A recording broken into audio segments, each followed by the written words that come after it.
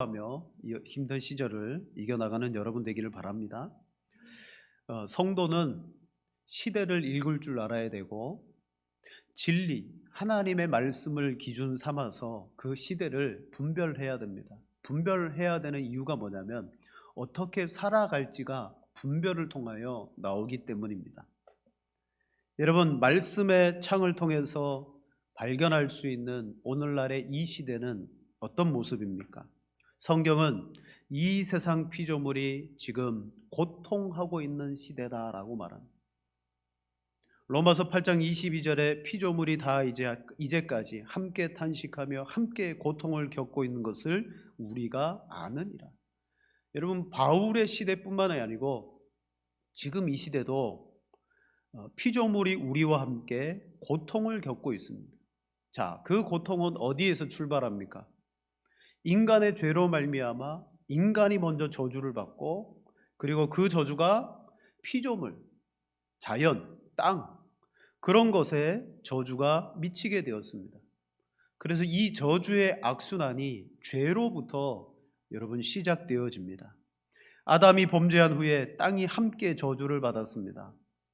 땅이 가시와 엉겅퀴를 내기 때문에 아담은 땀 흘려서 물론 노동은 그 전에도 있었습니다만은 이 노동이 기쁨이 아니라 고통이 되는 노동을 해야 됐었습니다. 그제서야 비로소 땅은 아담에게 채소를 내어 주었습니다. 땅은 사람으로 말미암아 또 고통을 당하고요. 인간과 만물이 여러분 함께 고통과 수고가 동반되어지는 상태, 그게 바로 아담의 범죄 이후 지금까지 이 세상의 모습입니다. 그러나 이 고통, 이 수고의 고통을 끊을 수 있는 길이 있죠. 그건 바로 하나님이 보내신 독생자 예수 그리스도를 믿는 거예요. 그래서 예수 그리스도를 믿는 이들이 나타나는 것이 뭐냐? 하나님의 아들들이 나타나는 거예요. 로마서 말씀에 아까 읽었던 피조물이 함께 고통받는다, 그들이 고대하고 기다리는 것이 있다. 하나님의 아들들에 나타납니다. 여러분, 아담은 세상을 저주받게 하고 죄의 악순환을 일으켰다면 예수 그리스도는 그 수고와 저주의 악순환을 끊고 하나님의 아들들, 자녀들을 이 세상에 출현시켜서 세상과 만물과 피조물을 어떻게 합니까? 쉬게 하고 그 수고를 덜게 하는 그러한 일을 누가 합니까? 곧 성도요, 교회인 우리가 해야 된다라고 말씀하고 있습니다. 여러분, 이 시대, 우리가 사는 시대는 바로 고통의 시대입니다. 이 고통의 시대에 소망이 있다면 하나님 곧 예수 그리스도신데 그 소망을 믿음의 성도인 우리에게 주었어요. 세상 그 어디에도 소망이 없습니다. 성도가 소망이고요, 그리고 교회가 소망인 줄로 믿습니다. 그렇다면 우리는 세상의 소망이 돼야 됩니다. 하지만 오늘 한국교회를 쫙 들여다보면 세상의 소망이기커녕 세상에 더 고통을 주는 그러한 교회도 있고 목사도 있고 성도도 있음을 보게 됩니다. 특별히 사도 바울이 디모데후서 3장 1절과 7절에 디모데에게 앞으로 올 시대에 대해서 말할 때 이렇게 말하죠. 너는 이것을 알라, 말세에 고통하는 때가 이르러 사람이 자기를 사랑하고 돈을 사랑하고 교만하고 비방하고 무정하고 원통함을 풀지 않고 배신하고 조급하고 쾌락 사랑하기를 하나님 사랑하는 것보다 더 사랑할 것이고, 근데 결정적으로 문제는 뭐예요? 그들에게 경건의 모양이 있지만 경건의 능력을 부인하는 자들이니 그들에게서 돌아서라. 여러분, 경건의 모양이라는 것은 신앙을 가지고 있다는 거예요. 우리와 같이 교회를 다니고 직분도 받고 신앙생활을 오래 한 사람일 수 있습니다. 경건의 모양이에요. 하지만 그들은 더 그 시대를 고통스럽게 만드는 이유가 뭐냐? 경건의 능력이 없어요. 그걸 부인해요. 그러면서 더 나아가 뭐 하느냐? 그들 중에 남의 집에 들어가 가만히 어리석은 여자를 유인하는 자들이 있다. 또 여인들은 그 유혹에 욕심 때문에 끌려가는 사람들이 있는 거예요. 그리고 이렇게 말합니다. 항상 배우나 끝내 진리의 지식에 이를 수 없느니라. 바른 말씀을 가지고 신앙생활하는 성도들 말고 그 바깥으로 보면 저 끝에는 누가 있냐면 이단도 있고 사이비도 있는, 그들에게도 경건의 모양이 있고요, 경건의 형식이 있어요. 우리보다 더 열심히 진리에 이르고 진리를 배우기 위해서 힘씁니다. 근데 그들은 어떻게 합니까? 세상을 고통스럽게 만드는 존재라는 거예요. 여러분, 우리 교회와 그리고 성도는 무늬만 갖춘 경건의 사람이 아니라 우리가 들어가 살아가는 사회, 삶의 현장, 이 예배당은요, 일주일 중에 단 몇 시간의 공간입니다. 실제 우리의 삶의 영역은 가정이고 직장이고 사업장이고 저 세상인 거예요. 그 속에 들어가서 뭐 해야 됩니까? 예수 그리스도께서 끊어놓으신 수고의 고통의 그것을, 악순환의 고리를 우리가 들어가서 끊어줘야 되는 거예요. 그래서 그들을 고통을 덜어주고 쉬게 하고, 여러분 그렇게 해야 되는 거예요. 우리가 오히려 세상에 더 고통을 주면 안 되는 것이죠. 여러분, 뉴스를 봐서 알겠지만 지금 전 세계는 팬데믹이라는 그런 공황의 상태에 빠져 있습니다. 우리 세계보건기구 WHO라고 부르죠. 이 기관에서 국제적인 전염병의 위험 정도에 따라서 1단계부터 최고 6단계까지의 경보를 발령하는데, 이 중에 최고 경보가 6단계인데 그걸 뭐라고 말하느냐? 팬데믹이라고 불러요. 우리말로 말하자면 대창궐. 병이 창궐하기 시작하는데 그냥 국지적으로 요만큼 창궐했다가 없어지는 게 아니라 전 세계적으로 대창궐, 그게 이제 팬데믹입니다. 과거 중세 유럽을 휩쓸었던 흑사병, 그것도 팬데믹이었고요. 20세기 초에 수백만 명의 목숨을 빼앗아간 홍콩 독감, 그것도 대창궐이었습니다. 여러분, 지금 세계는 대창궐 상황을 맞이하고 있습니다. 수많은 의료진, 공무원, 봉사자들, 지금도 그들에게는 휴일이 없을 거예요. 오늘도 수고할 것입니다. 그들은 고통을 당할 것입니다. 우리는 그들을 위해서 하나님께 예배드리러 모였지만 우리는 마땅히 그들의 수고와 노고를 위해 여러분 빨리 이것을 종식되도록 기도해야 될 줄로 믿습니다. 자, 우리가 사는 시대가 이런 시대입니다. 이런 시대에 하나님의 진리를 파수하고 지키는 우리들이 여러분 어떻게 살아야 됩니까? 저 세상은 세상이고 우리는 우리고 그냥 동떨어져서 살아갈 수가 없어요. 예배드리고 여러분 세상에 들어가서 살아야 됩니다. 세상 안에서 여러분은 호흡하고 발걸음을 띄면서 여러분의 인생을 살아가야 됩니다. 어떻게 살 것입니까? 바로 하나님 앞에 거룩한 예배를 드리고 세상에 나가서 참 정상적으로 살아가는 사회인이 돼야 되는 거예요. 오늘 본문에 다니엘, 우리 너무 잘 아는 사람이고 그의 중요한 사건이 등장합니다.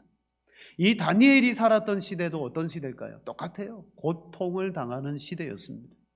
그 고통의 시대, 바벨론에서 이제 페르시아로 넘어간, 아예 정권이 바뀐 게 아니라 나라 자체가 바뀌는 시대에 다니엘은 총리로 살았고 성도의 삶을 살았고 수많은 신앙의 고통을 당했을 때 그는 거기에서 어떻게 살았을까?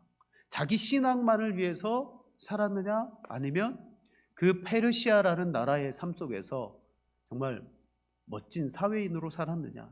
우리는 두 가지를 다 살펴볼 수 있습니다. 첫 번째로요, 다니엘의 모습 속에서 우리는 허물을 찾을 수 없는 사회인의 모습을 발견하게 됩니다. 그는 신앙인입니다.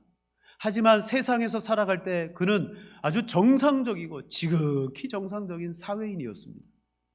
오늘 본문에 다니엘의 사회적 직함이 나오죠. 우리 1절과 2절, 두 절 같이 읽어보겠습니다.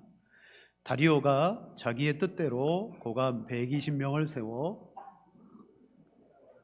또 그들 위에 총리 셋을 두었으니 다니엘이 그 중에 하나이라.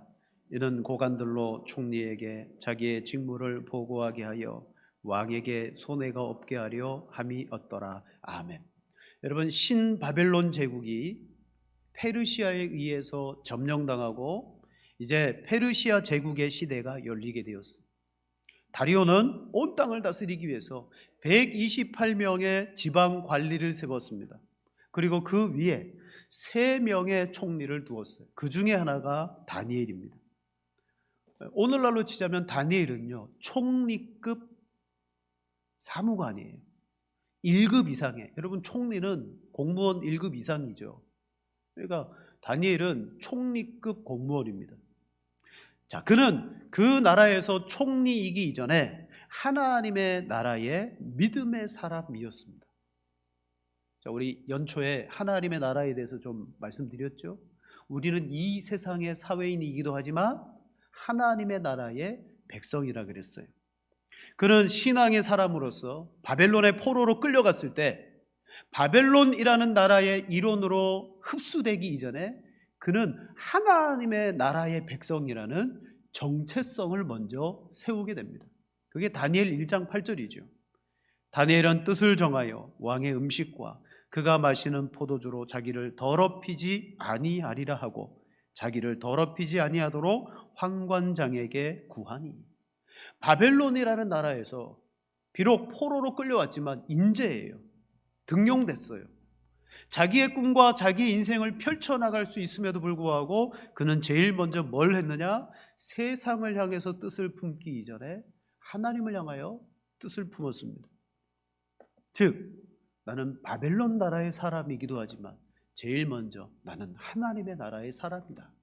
그것을 여러분 자기 속에 새기고 하나님 앞에 은혜를 구하게 되었을 때 다니엘 1장 9절에 말합니다. 하나님이 다니엘로 하여금 환관장에게 은혜와 긍휼을 얻게 하신지라 라고 말해요. 그는 그 바벨론에서 은혜와 긍휼을 얻으며 사는 존재가 되었습니다. 그 결과 그의 삶 속에 그의 이 직분을 행하는 모습 속에 여러분 영향력들이 나타나기 시작했습니다. 어떤 영향력이 나타났냐? 본문 3절과 4절에 말합니다. 다니엘은 마음이 민첩하여 총리들과 고관들 위에 뛰어나므로 왕이 그를 세워 전국을 다스리게 하고자 한지라. 이에 총리들과 고관들이 국사에 대하여 다니엘을 고발할 근거를 찾고자 하였으나 아무 근거, 아무 허물도 찾지 못하였으니 이는 그가 충성되어 아무 그릇됨도 없고 아무 허물도 없음이었더라. 여러분, 이거 축약하면요, 다니엘은 나라의 일을 함에 있어서 청렴결백한 일 잘하는 공무원이었더라라는 말입니다. 그가 하는 일에 허물과 허점과 잘못을 찾을 수가 없었어요. 여러분, 그는 어떻게 그렇게 나라의 총리의 일을 그렇게 할 수가 있었느냐? 여러분, 이것을 신앙의 표현으로 바꾸어 말하자면요, 이렇게 표현할 수 있습니다. 삶에서의 거룩입니다. 삶에서의 거룩. 우리는 예배당 안에서 하나님 앞에 거룩한 예배 드리죠. 하나님 앞에 경고망동하지 않고 말씀대로 말씀과 영으로 하나님 앞에 거룩한 예배를 드려요. 그게 삶으로 그대로 이어지는 거예요. 삶에서의 거룩입니다. 하나님께서 이스라엘 백성들을 광야로 불러내시고 레위기를 통하여 그들에게 요구하신 것이 있지요. 너희는 거룩하라. 나 여호와 너희의 하나님이 거룩함이라. 하나님이 요구한 것은 거룩이에요. 하나님 앞에서 또 사람들 앞에서 거룩해야 됐었어요. 다니엘에게 아무리 다른 총리들이 그를 모함하고 흠과 그의 부정을 찾으려고 해도 찾을 수 없었던 이유는 뭐냐? 그가요, 거룩했기 때문에. 그들의 기준과는 다른 거룩을 가지고 있었습니다. 여러분, 신약 성경에 보면 고용인과 피고용인의 관계에 대해서 말하는 구절이 있습니다. 즉, 눈에 보이는 주인을 섬길 때 어떻게 섬겨야 되느냐? 비록 예수 그리스도를 믿는 종이라 할지라도, 여러분, 신약 시대에 예수님을 믿는 종들이 있었어요. 하인들이 있었어요. 노예가 있었어요. 그들이 예수님을 믿고 나서 야, 너희가 너희 주인을 어떻게 섬겨야 되냐? 너 주인에게 반항하고 나는 이제 복음으로 자유인이 되었으니까 막 네 마음대로 할 거냐? 아니다.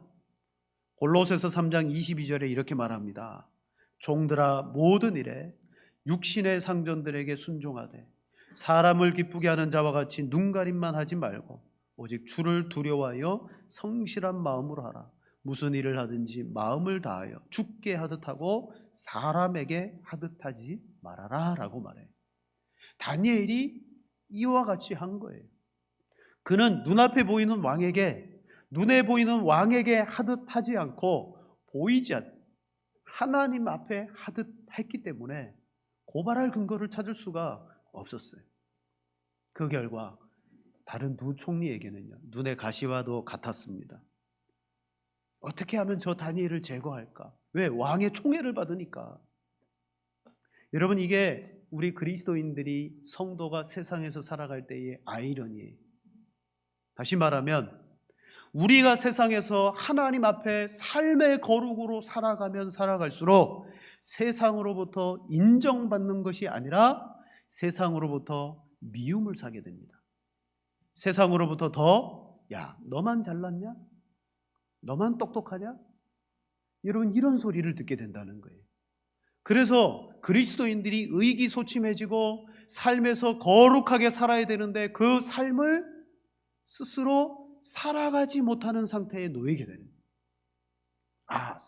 신앙은 신앙이고 사회생활은 사회생활이야. 그러면서 이분법적인 신앙생활이 되는 거예요. 그게 한 사람 두 사람 모여 교회가 되고 한국교회가 되다 보니까 이미 세상 사람들이 교회를 향하여 여러분 지탄하는 거예요. 뭘 지탄합니까? 세상에서는 우리보다 더 죄짓고 우리보다 더 나쁜 짓 하는 성도가 있는 거예요. 근데 교회만 갔다 그러면 직분 받는 성도요, 일꾼이요, 한국교회가 얼마나 커집니까? 그 이분법적인 모습을 보면서 여러분 교회를 미워하고 싫어하는 거예요. 하지만 성경은 하나님의 의를 발견하고 하나님의 의를 가진 사람들은요, 하나같이 여러분 핍박을 당하고 죽임을 당하는 것을 보게 됩니다. 하나님의 의 때문에 그들은 그것을 지키기 위해서, 거룩을 지키기 위해서 핍박당하고 마지막에는요 순교, 죽임을 당해요. 성경에서 여러분 영적 전쟁이라는 표현이 나오죠. 너희는 마귀를 대적하라 그러죠. 도대체 영적 전쟁이라는 것이 어떤 것입니까? 뭘 가리킵니까? 그건 바로 하나님의 거룩함을 지키느냐 포기하느냐, 그와 같은 전쟁이에요. 악한 사탄의 권세는 사람들의 마음을 움직여서 우리로 하여금 어떻게 할까요? 이 거룩함을 지키지 못하도록 충동하는 거예요. 때로는 야, 너만 똑똑하냐? 너만 교회 다니냐? 그러면서 우리를 충동해요. 그때 그 거룩을 포기하지 않고 끝까지 지키는 것이 마귀를 대적하여 여러분 승리하는 길인 줄로 믿습니다. 다니엘은 언제나 하나님의 나라 사람이다. 나는 하나님 앞에서 살아간다. 하나님께 뜻을 두었기 때문에 어떤 일을 맡아서 하든지 누구보다 뛰어난 실력 있고 정상적인 사회인으로 살아갔습니다. 두 번째로 그는 세상의 정치에 흔들리지 않았습니다. 자, 다니엘의 한결같은 그 정상적인 사회인의 모습, 삶에서의 거룩한 모습을 사탄이 시기했습니다. 그래서 고속거리를 찾기 시작합니다. 바로 다니엘의 마음에 무엇이 있냐면 하나님께 대한 경외가 있는 거예요. 사탄이 가장 싫어한 것이 이거예요. 내 마음속에 있는 하나님께 대한 경외. 사탄은요, 우리가 가진 이 경외를 어떻게 하면 깎아내릴까, 포기하게 만들까, 깨트릴까를 여러분 애쓰고 있어요. 그래서 다른 두 총리의 마음에 그들의 마음을 이용하는 거예요. 시기하는 마음을 그들에게 주어서 마지막에는 다니엘을 죽이자라는 음모까지 꾸미게 하는 것입니다. 우리 5절에서 9절 말씀 한 절씩, 우리 5절에서 7절까지만 다 같이 읽겠습니다. 그들이 이르되 이 다니엘은 그 하나님의 율법에서 근거를 찾지 못하면 이에 총리들과 고관들이 모여 왕에게 나아가서 그에게 말하되 다리오 왕이여 만수무강하옵소서. 나라의 모든 총리와 지사와 총독과 법관과 관원이 의논하고 왕에게 한 법률을 세우며 한 금령을 정하실 것을 구하나이다. 왕이여 그것은 곧 이제부터 30일 동안 왕의 어떤 신에게나 사람에게 무엇을 구하면 사자굴에 던져넣기로 한 것이니이다. 아멘. 뭐예요? 왕이여 법을 만드십시다. 법을 만들자고 말해요. 법이라는 것은 만들어지는 것도 어렵고 만들어진 법이 그게 없어지는 것도 참 어려워요. 어떤 법이든지 그 법의 가장 기본적인 정신이 뭐냐? 법을 만들 때 가장 기본적으로 깔려 있어야 될 정신은 바로 사람에 대한 사랑입니다. 여러분 우리나라도요 법을 만들 때 법이 사람들의 권리나 사람들의 어떤 생명의 존중에 대해서 잘 받쳐주지 못할 때 법을 만들어요. 그래서 어떻게 하면 그들의 권리나 그들의 것을 지켜줄까? 그러니까 이 법도 사람에 대한 사랑이 가장 기본적인 원리예요. 이 법이 만들어지기 위해서는요 서로 간에 치열한 뭐가 필요하다? 정치가 필요해요. 정치가 있어야 됩니다. 여러분 정치를 어떤 것이라고 생각합니까? 미국의 한 정치학자가 쉽게 정치란 이런 것이다 이렇게 정의했습니다. 누가 무엇을 언제 어떻게 갖느냐가 정치다. 누가 무엇을 언제 어떻게 갖느냐. 여러분 정치 서로 이 정치를 통해 가지고 이익을 얻고 배분, 각자가 자기가 갖고 싶어하는 것들을 배분하는 거예요. 집에서 생일 케이크를 하나 생일날에 했어요. 자녀가 3명이에요. 자녀가 3명이에요. 그래갖고 어떻게 해야 됩니까? 정치하기 시작하는 거예요. 서로. 야 이걸 어떻게 나눌까? 큰형이 나눌까? 아니야. 셋이 같이 나눌까 자꾸? 막 그런 거. 서로 타협점을 찾아가면서 그건 뭐예요? 손해를 안 보겠다는 거예요. 내 배분, 내 것을 내가 찾아오겠다는. 그러면서 서로 자기 주장을 하면서 그 안에 정치가 일어나요. 정치가 서로 둘이 타협하기도 하고요. 그리고 반목하기도 하고요. 자, 다니엘의 자리와 권력이 탐난 거예요. 그가 왕의 총애를 받는 것이 시기심이 일어났습니다. 그의 것을 뺏고자 했습니다. 두 총리가 다니엘을 견제합니다. 그리고 정치하기 시작합니다. 정치예요. 왕에게 찾아가서 정치의 몇 가지 여러분 이 전술을 그들이 씁니다. 어떤 전술을 씁니까? 그 두 사람이 서로 모의해놓고 그들이 이렇게 말하죠. 7절 나라의 모든 총리와 지사와 총독과 법관과 관원이 의논하고 그렇게 말해요. 오늘 성경에 보면 총리들끼리 서로 의논해놓고 막 나라의 모든 관리들이 의논한 것처럼 거짓을 그들이 말하고요. 그리고 또 하나 그들이 이것을 이루기 위해서 제일 오늘 본문에 중요한 거예요. 바로 왕을 신으로 만들어버리는 거예요. 그러니까 내가 섬기는 일을 더 높이고 이게 뭐 말로 뇌물을 준 거예요. 자, 그들이 만든 법이 뭡니까? 왕이시여 앞으로 30일 동안 왕이나 다른 어떤 신에게 기도하는 자에게는 그를 사자굴에 넣는 법을 만드십시다 라고 말합니다. 즉 이 말이 뭐냐면 지금 다리오 왕은 페르시아, 바사 메데 페르시아의 왕이에요. 그런데 이 신하들이 자기를 왕이시여 이 30일 동안에는 왕 위에 신이 없습니다. 왕이 신입니다.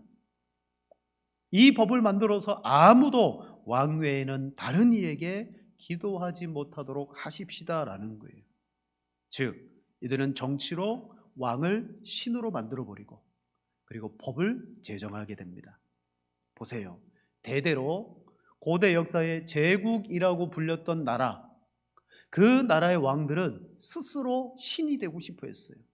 애굽 제국입니다. 바로 왕 이집트의 신이었습니다. 신. 그가 신이었어요.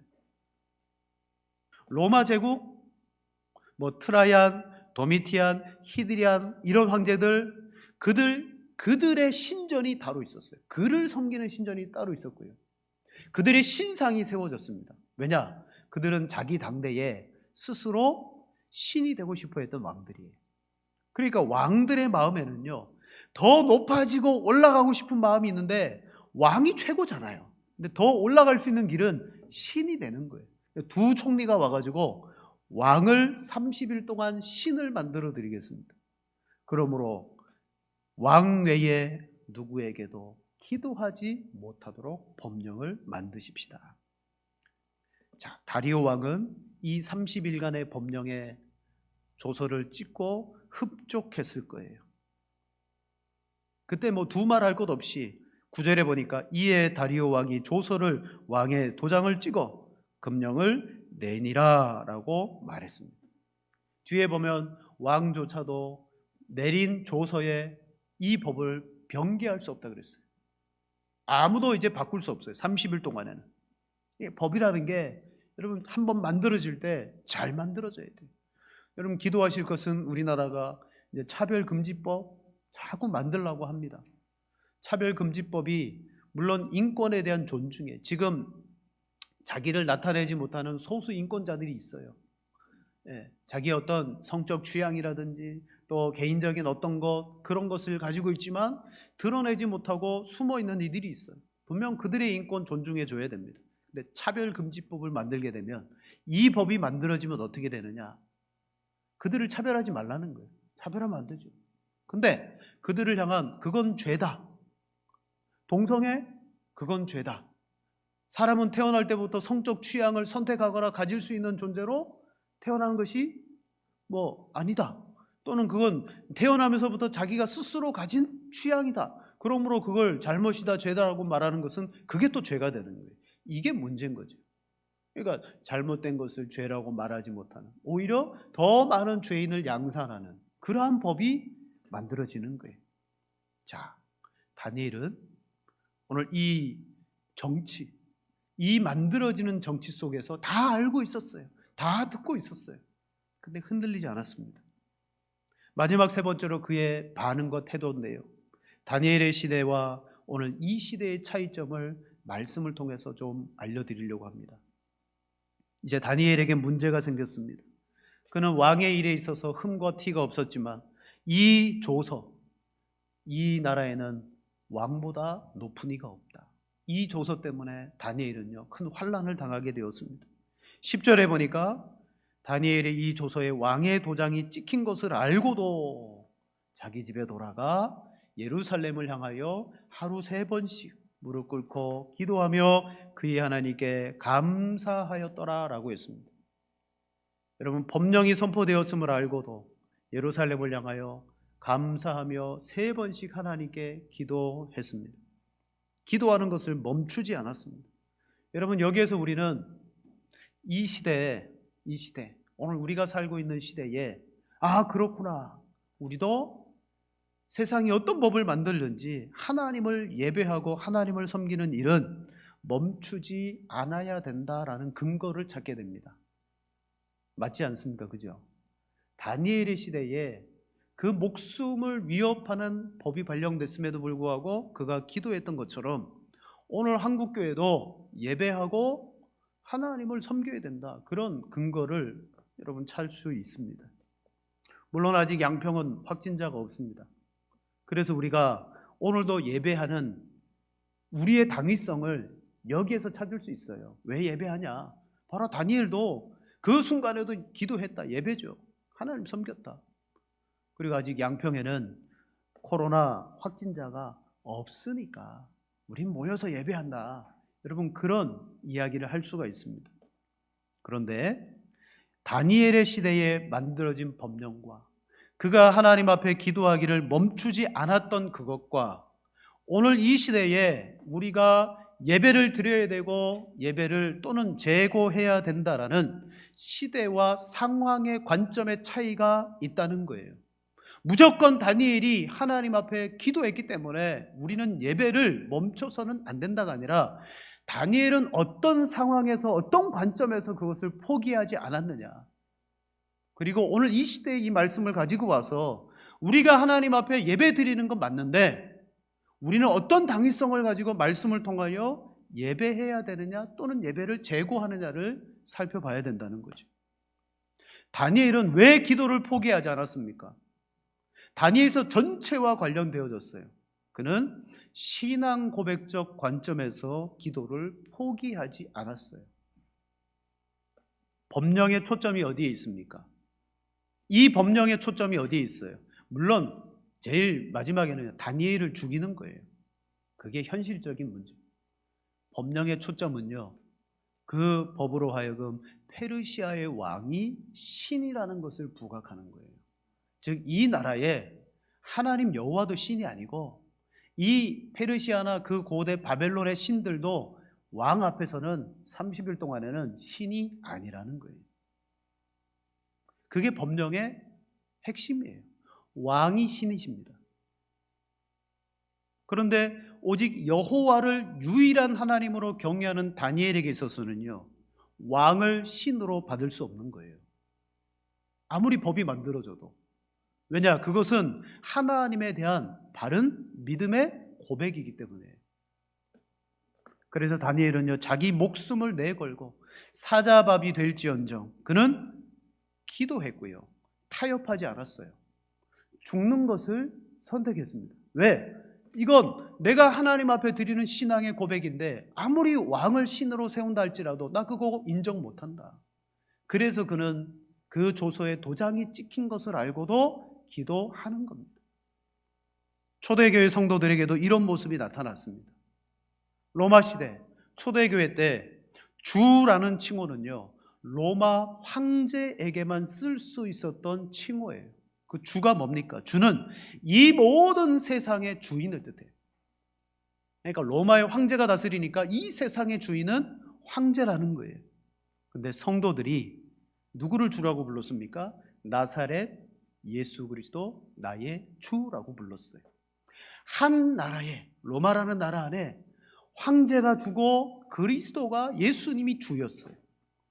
그때 예수님을 주라고 불렀을 때 그게 곧 뭐가 됐느냐? 황제의 권위에 대한 도전이었고 반역죄로 처벌받을 수 있는, 그들도 사자의 밥이 될 수 있는 그러한 문제였어요. 무슨 문제냐? 황제가 준데 예수님을 주라고 고백하는 문제였습니다. 만약 예수님을 주시다라고 부르다가 걸리면요, 사형을 당하거나 감옥에 가거나 사자의 밥이 되었습니다. 그때 사도들과 초대교회 성도들은 어떻게 했습니까?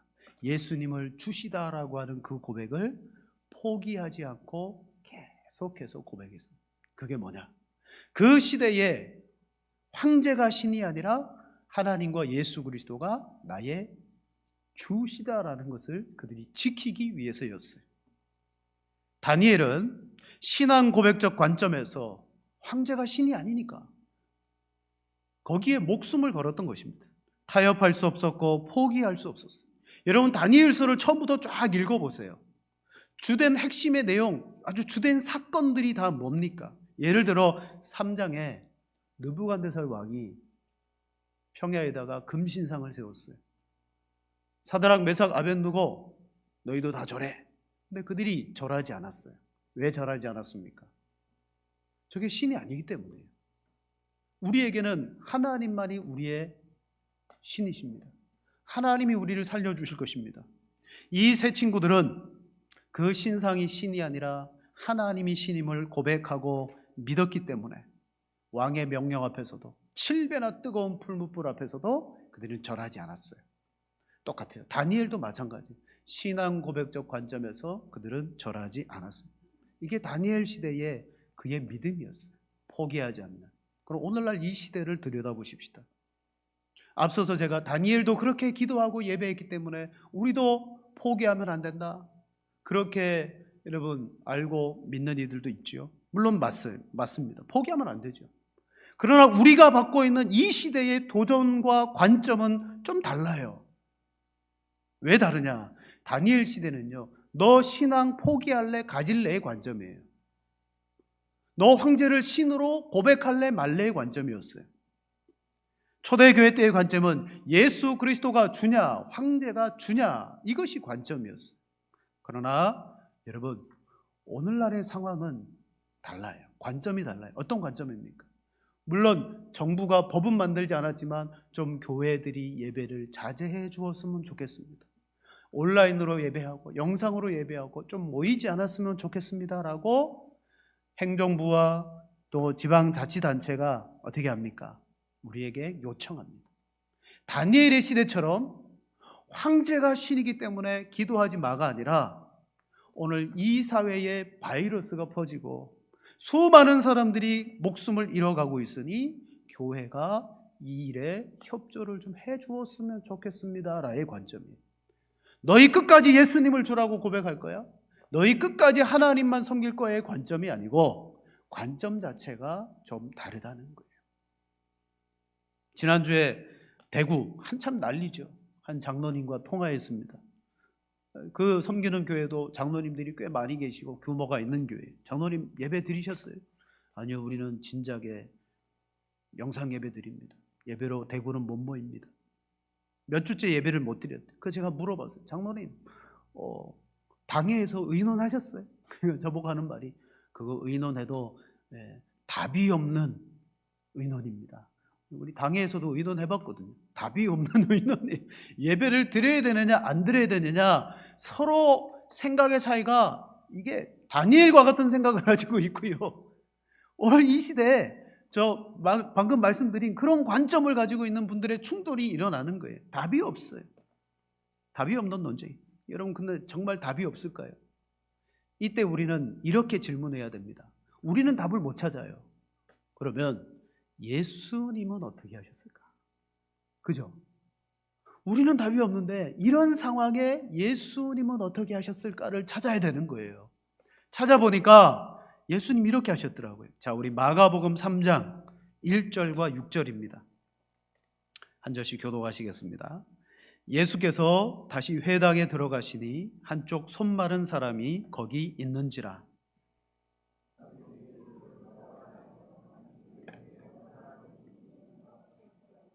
예수께서 손 마른 사람에게 이르시되 한가운데 일어서라 하시고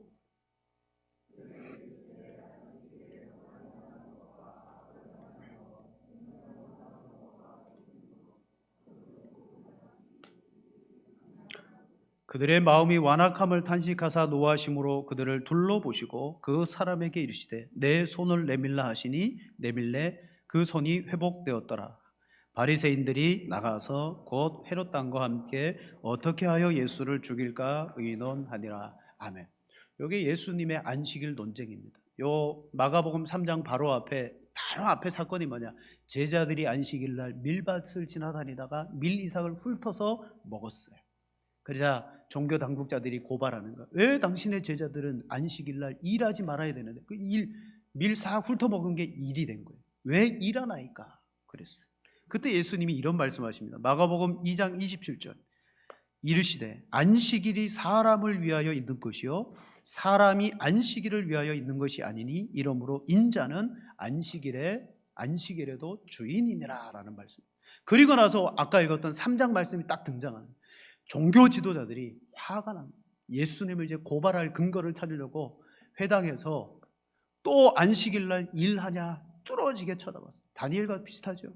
고발하려고 뚫어지게 쳐다봤어요.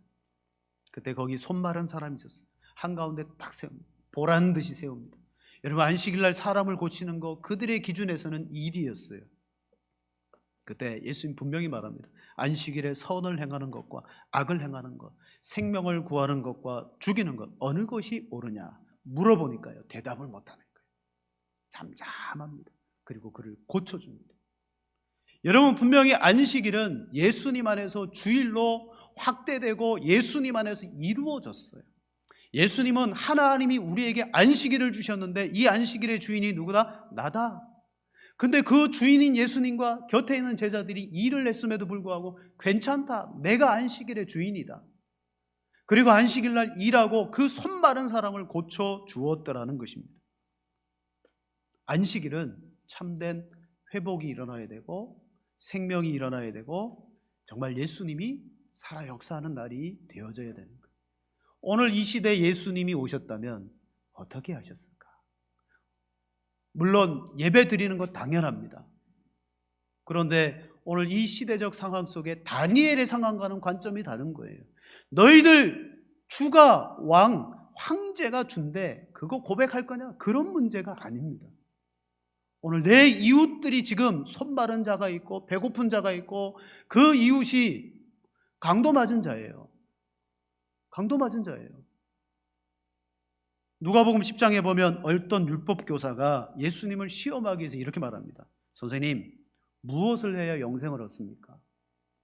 그때 예수님이 율법에 뭐라고 기록되었느냐? 내 마음을 다하여 목숨을 다하고 힘을 다해 뜻을 다해 주 너의 하나님을 사랑하라 그랬고요. 또 내 이웃을 내 자신같이 사랑하라 하였나이다. 그때 예수님이 그에게 말합니다. 옳도다. 이를 행하라. 그리하면 살리라. 그리고 그가 자기를 옳게 보이려고 예수님께 이런 질문을 합니다. 그럼 누가 내 이웃입니까? 너 하나님을 사랑해라. 그리고 이웃을 사랑해라. 여러분, 오늘 우리의 진짜 바른 신앙은 하나님을 사랑하고 이웃을 사랑하는 것입니다. 그때 그가 말하는 누가 내 이웃입니까? 그때 예수님이 하는 비유가 뭐예요? 예루살렘에서 여리고로 내려가는 강도 만난 사람의 비유입니다. 그 사람 곁에 누가 지나가요? 제사장 지나갑니다. 그 사람 곁에 레위인 지나갑니다. 거들떠도 보지 않고, 왜? 그 강도 만난 사람을 만나면 부정해지니까, 종교적으로 부정해지니까 손 안 대고 그냥 가버리는 거예요. 그때 사마리아 사람이 그를 데려다가 고쳐주고 주막에 보내주고 내가 돈을 더 줄 테니 그 사람을 돌봐달라고 합니다. 그때 예수님이 내 생각에는 이 세 사람 중에 누가 강도 만난 자의 이웃이 되겠느냐 이르되 자비를 베푼 자니이다. 너도 가서 이와 같이 하라. 여러분, 우리가 하나님을 온전히 섬기는 것은 하나님과 이웃을 함께 사랑하는 것입니다. 그 함께 사랑하는 것이 나타나야 돼요. 여러분, 이 세상에 지금 다 강도 만난 사람, 결국은 질병을 찾아 들어가면 죄로 말미암아 저들이 죄의 값은 사망이잖아요. 그 질병이 매개가 돼서 그들이 목숨을 잃어버리는 거예요. 여러분, 어쩌면 교회가 예배하는 것도 잘하는 것이요, 그리고 오늘 우리의 신앙의 고백을 지키는 그 가운데 정말 이웃을 돌보는 일도 잘하는 것입니다. 그리고 이 안식일에 우리가 영혼을 살리고 사람을 살리는 일을 하는 것이 잘하는 것입니다. 제가 서두에 시대 이야기를 했죠. 로마서 12장 1절과 2절에 뭐라고 말하면 1절은 예배에 대해서 말합니다. 예배. 너희는 하나님이 거룩하시고 기뻐하시는 산 제물이 되어 하나님 앞에 예배를 드려라.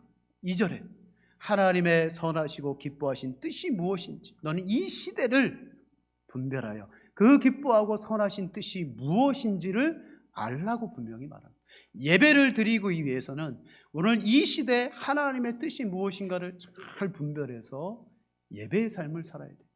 그때 예배는 이 모임의 예배도 되지만 또 하나 우리의 삶에서의 예배를 분명히 말합니다.